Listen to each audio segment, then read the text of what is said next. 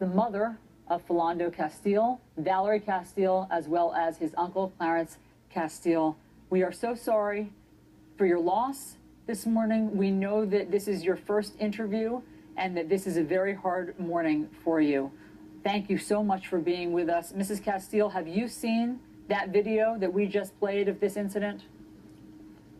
No, I haven't looked at the video because I know it's not a good thing to look at. I want to remember him the way I last saw him leaving my home earlier that evening. And how was that? I don't understand. How was he feeling? What did happen right before this? Well, earlier, I'll say about 2 o'clock, he came to my house in order to go and get his hair done. And he came back and we chit-chatted, him and his sister. And they had a conversation about the concealed carry permits that they both have. And they were saying that, you know, to be cautious. And my daughter said, you know what? I really don't even want to carry my gun because I'm afraid that they'll shoot me first and then ask questions later. My gosh, that seems like some sort of omen or something to hear that. Now, Mr. Castile, have you seen the video? Yes, I have. How do you explain what you see on that video? I seen a young man, helpless, shot for no apparent reason.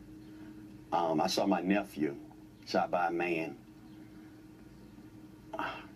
clinging to his life, you know, with no help. It was the most horrific thing I ever seen in my life. Yeah. We hear about things like this happening all the time around the United States and the world, you know, people being harmed and abused by people that we're supposed to trust with our lives, people that are supposed to serve and protect us. And they tend to be our executioners and judges and murderers. I basically think that these things are happening because there is no checks and balances in the justice system, and that a lot of our African-American men, women, and children are being executed by the police, and there are no consequences. So, in essence, I feel like it's becoming more and more repetitive. Every day you hear of another black person being shot down, gunned down by the people that are supposed to protect us. My son was a law-abiding citizen, and he did nothing wrong. He had a permit to carry, but with all of that, trying to do the right things and live accordingly by the law, he was killed by the law. And it's devastating to us all. I'm outraged.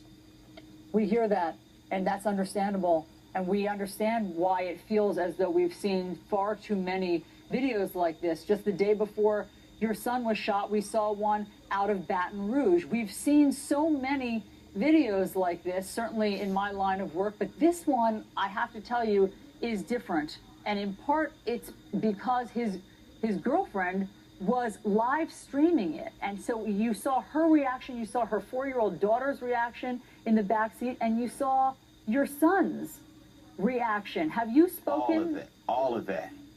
Have you spoken to his girlfriend? No. We can't locate her. No one knows where she is. The last time I saw her is when my daughter and I came up on the scene, and she was in the back seat of the Falcon Heights Police Department's police car, and they wouldn't even let us get close enough to her to even talk with her. And you came up again then. But you came up on the scene, Mrs. Castile, because you had seen this unfolding. How did you know what was happening?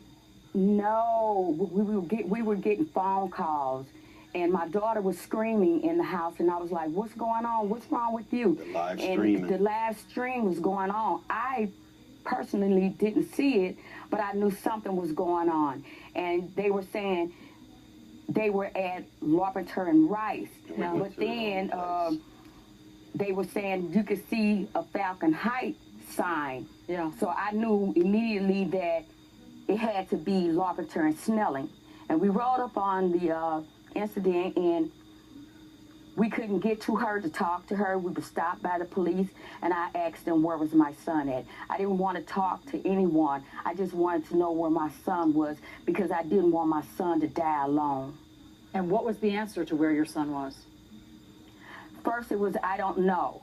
And then the sergeant that was there at the site, he came back and told me that he was at Hennepin County Medical. And I said, well, why did you take him there? Why didn't you just take him down to Regents Hospital? Because I thought that was a little bit closer than Minneapolis. But by the time we got to Hennepin County, he was already deceased. And they didn't let me see my son's body. At all. At all. She hadn't seen him yet. I have not identified my son's body because they didn't let me. Do you think that help came in a timely enough fashion for your son? I have no idea because everything was unfolding while I was driving to the incident. Mr. Kess, I can.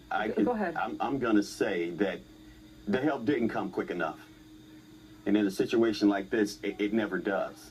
Yeah. I mean, the police are all hyped up and the adrenaline is flowing, and you know they're in a certain place in their minds. I mean, the last thing they want to do is touch somebody, offer some help, you know. But from what I heard, they did later. You know, a few minutes later, they did try to revive him. But I wasn't there on the scene. I don't know how quickly it came, but from what I seen on the live stream, the officer was standing there with his gun still pointed at my nephew. I mean, the man was still standing there with the gun pointed at my nephew, screaming at him, and he was laying in the car, you know, swelling up, his arms swollen and hanging off his body, in blood everywhere. You know, I mean, it's hard for me to understand, you know, what was going through their minds and things like that, but I just want to say that I appreciate Diamond streaming that video live because no doubt. We never would know exactly what happened had she not put that out there like that. Exactly. And then for him to blatantly shoot into that vehicle with that child in there and that female. And I know for a fact my son would never jeopardize his fiance and the child by doing anything to provoke this officer to think that his life was in danger. He's not an officer. He's just a man.